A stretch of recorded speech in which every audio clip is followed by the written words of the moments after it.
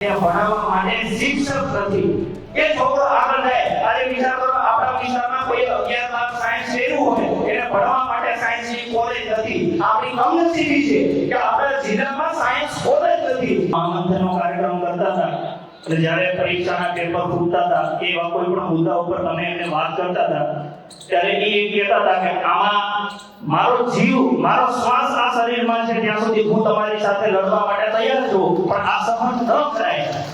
આ એક પ્રશ્નનો હું સાક્ષી છું.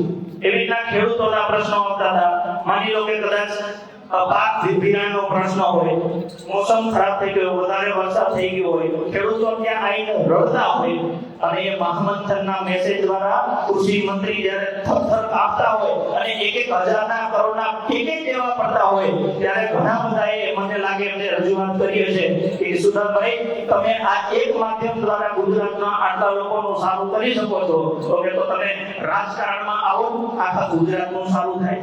એટલે કદાચ મારા મત પ્રમાણે ઈશદાનભાઈએ રાજનીતિમાં આવવાનું પસંદ કર્યું છે. મિત્રો, અહીંયા સ્ટેજ પર વિરાજમાન જેટલા પણ મહાનુભાવો છે એ બધાએ પોતાની જિંદગીમાં જે જોતું હતું એ કંઈક મેળવી લીધેલું હતું. ઈશદાનભાઈ ગઢવી, હું જ્યાં સુધી માનું છું ત્યાં સુધી ગુજરાતના મીડિયામાં કલાકના 5,000, 10,000, 15,000 નો ઓફિશિયલ પેકેજ મળતું હોય રોજનો, જે આપણા દીકરાઓ મહિને 5 પગારમાં કમાય છે. ગોપાલભાઈ ઈટાલિયા સાહેબ પોલીસ કોન્સ્ટેબલની નોકરી મૂકી દીધેલી છે, એના પછી કાપુરની નોકરી મૂકી દીધેલી છે. પછી એમને કીધું કે હું થોડા ઘણા લોકોના સરકારી કામ કરું એના કરતા આ વિસ્તારના, આ પ્રદેશના મને ઈશ્વરે મોકો આપ્યો છે તો એના માટે કંઈ કરું. એમને સંઘર્ષ કર્યો.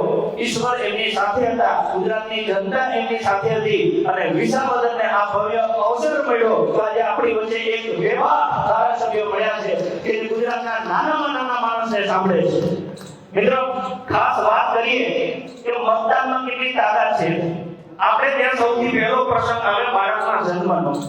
સામાન્ય રીતે આજે એવી આપણી પરંપરા છે કે બાળકનો જન્મ આપણે હોસ્પિટલમાં પસંદ કરીએ છીએ કે જેથી માતા અને બાળક બંનેને જોખમ ન રહે. સામાન્ય ડિલિવરી પ્રાઇવેટ હોસ્પિટલમાં કરાવીએ તો 8-10 હજાર નો ખર્ચો થાય છે. સિઝેરિયન હોય તો 25-30 હજાર રૂપિયા જેવો ખર્ચો થાય છે. કદાચ ઈશ્વરે આપણને સક્ષમ બનાવ્યા હોય, આપણે એ ખર્ચો કરી શકવા સક્ષમ હોઈએ, પણ સામે સરકારે હોસ્પિટલ બનાવેલી છે પણ કપટ ન્યાય કરે છે કે ડોક્ટર મુકતા નથી એટલે આપણે રીબે દવાખાનામાં જવું પડે છે. આ ગમતું કોઈને નથી, પણ આવા પ્રસંગમાં શું કરે માણસ? ક્યાંકથી ઉછીના, ક્યાંકથી ઉધારા લઈ અને જવું પડે છે. આ જીવનની શરૂઆત સંઘર્ષથી થાય છે.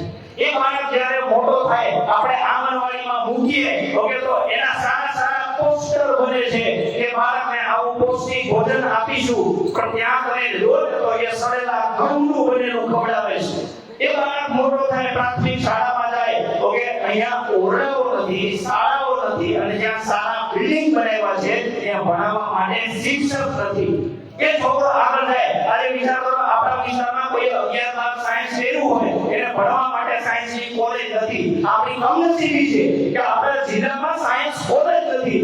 આપણો દીકરો હોય આપણે બહાર મોકલીશું, પણ દીકરી હોય તો એ છોકરીની કેરિયર આપણે પૂરી કરી દઈએ છીએ. જે માતા પિતાએ, જે ખેડૂત પરિવારે કે દિવસ રાત મહેનત કરી અને પોતાના બાળકને 18 વર્ષ સુધી ભણાવ્યા હોય એનું કેરિયર એની જાતે પતી જાય છે.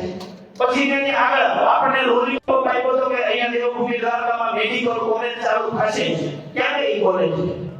તો કેમ મુંગા નહીં ઉભા છીએ? કેમ નથી બોલતા? કેમ અહીંયા હોસ્પિટલમાં ડોક્ટર ન હોય? કેમ આપણી માં દીકરીની કોઈ બેની ડિલિવરી મફત ન થાય? બીજા ઘણા જે આપણે બોલતા નથી, બીજા હાવડતા નથી. એટલે જગતનો આજે આ વિજય સુરેશ આપણો દિવસ છે. અને જાગવું પડશે. ઈશ્વરભાઈ કેટલી રીતિમાં નામમાં બેઠા એને શું કરતું હતું?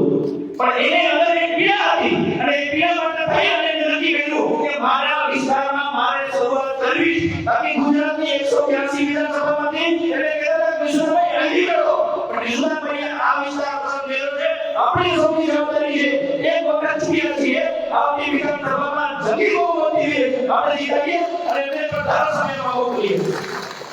મિત્રો, નવા બહુ ગાડી છે. તમને એવું લાગે કે આપણા મતથી પરિવર્તન થાય છે તો આપણે 60,000 થી વધારે મિત્રોએ ભેગા થઈ અને ઈશ્વરભાઈને સહકાર આપ્યો છે. હવે આપણે એક જ કામ કરીએ. આવનારી તાલુકા પંચાયત, જિલ્લા પંચાયત અને વિધાનસભામાં આપણે આપણો મત આપીએ અને એક બીજા વ્યક્તિને તૈયાર કરીએ તો આ 60,000 વાળા 1,20,000 થાય. ઓકે, બેના પર બેના રહ્યા એને જગાડવાની જરૂર નથી. સુંદર ભાઈને સાથ સહકાર આપવાની આપ સૌને અપીલ કરું છું. જય હિન્દ, જય ભારત.